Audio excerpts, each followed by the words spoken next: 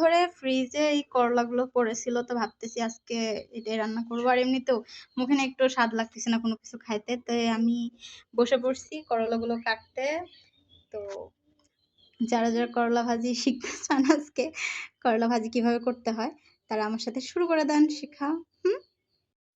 আমি করলাগুলো কেটে ধুয়ে নিছি, এখন লবণ দিয়ে মাখায় রাখবো, আর সাথে বেগুন ভাজি করব।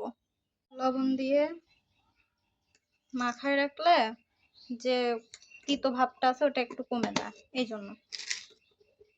বেগুন ভাজিগুলো শুরু করে দিছি এখান থেকে। আর এখানে আমার করলাগুলো অলরেডি সেট হয়ে গেছে, এ দেখেন পানি বের হয়ে আসছে, এগুলোই তিতকো ভাব। আর এখন আমি এগুলো ভাজি করব আগে বেগুনটা নামানোর পরে।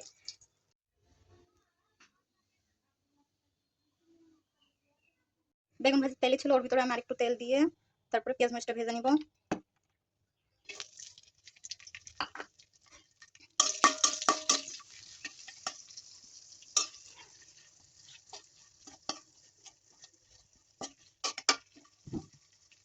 আমি দুইটা আলু কেটে নিছি, আর এখন লবণ পানিটা ছেঁকে নেব। এইভাবে দুই হাত দিয়ে জোরে চিপ দিলেই লবণ পানি থেকে তিতকো ভাবটাও বের হয়ে যাবে, লবণ পানিও ঝরে পড়বে।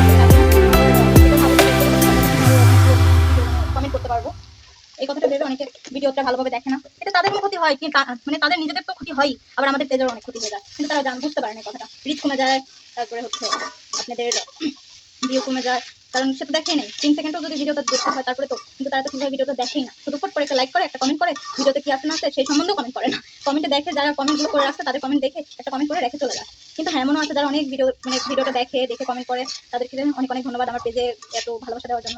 অবশ্যই পাশে থাকবেন, ধন্যবাদ।